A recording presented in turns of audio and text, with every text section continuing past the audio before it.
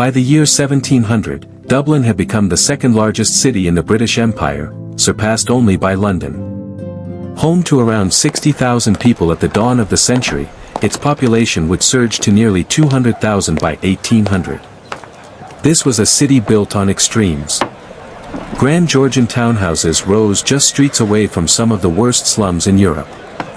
A wealthy Protestant elite controlled parliament, land, and law, while the Catholic majority lived under harsh penal laws that stripped them of property, education, and political power. In this video, I use AI tools to bring historic engravings and paintings of Georgian Dublin to life. It isn't perfect, but it offers a rare glimpse into what these streets may once have looked like. So let's step back in time, into Dublin in the 1700s. Henrietta Street, power set in brick and stone.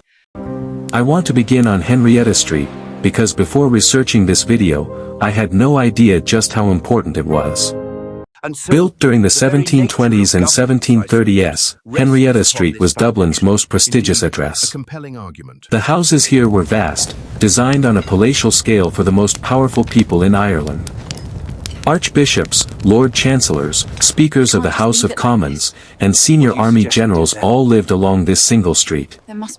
Each house followed a strict hierarchy of space: public reception rooms on the ground floor for entertaining guests, private family chambers above, and servants confined to basements and attics, out of sight, but never far away. What's most striking is how deliberately the street was designed to project authority. Wide, imposing, and lined with towering brick facades, Henrietta Street announced, without words, that this was where power lived. Remarkably, it still exists today. You can even visit number 14, now a museum. But its story does not end here.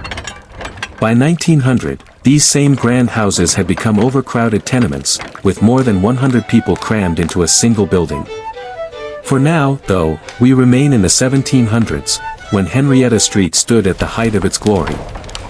The River Liffey, Dublin's lifeline. The River Liffey was the beating heart of the city. By the mid-18th century, its banks had been lined with stone quays, transforming Dublin into a true port city.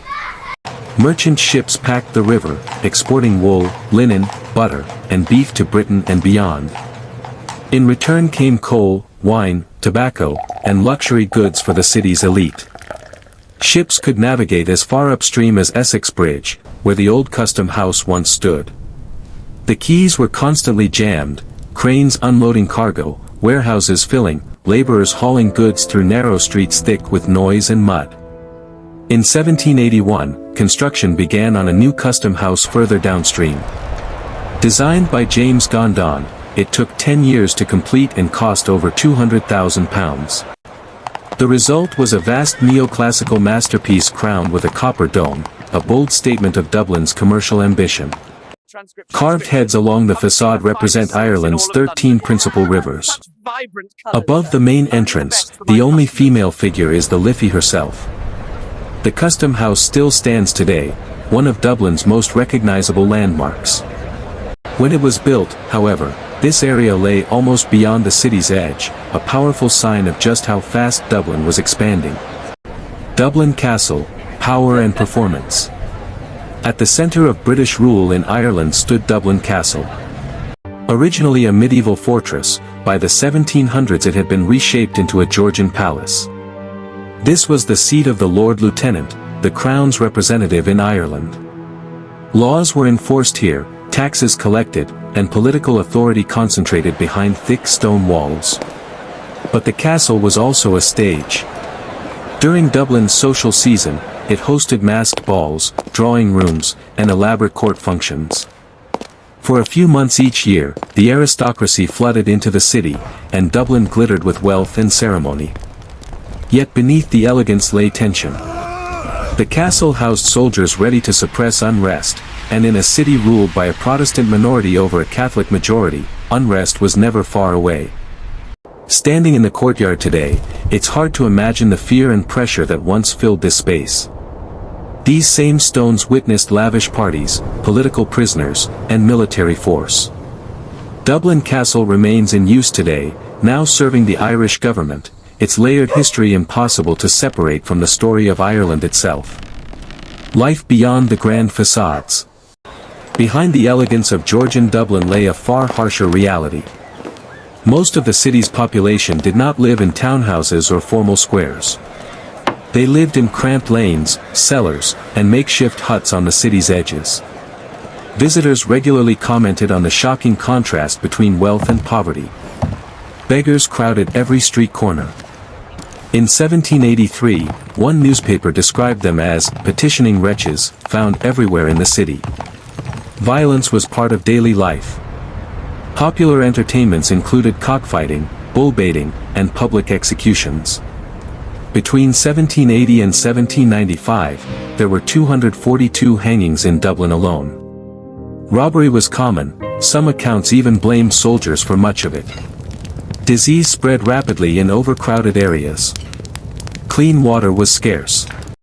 Sanitation was almost non-existent. And yet, life continued. Markets bustled. Street sellers shouted their wares. Children darted between carts and horses. This, far more than the drawing rooms, was the Dublin most people actually knew. It is harder to reconstruct, because it left fewer records. But it was just as real. Trinity College and College Green. At the heart of Georgian Dublin stood Trinity College Dublin and College Green. Founded in 1592, Trinity was transformed during the 1700s. A new library was completed in 1732, later becoming home to the Book of Kells. The campus expanded with grand classical buildings designed to rival Oxford and Cambridge. Just outside the gates, College Green became one of the city's most important public spaces. This was the site of the Irish Houses of Parliament, a magnificent building designed by Edward Lovett Pearce and completed in 1731. It was the first purpose-built parliament building in the world.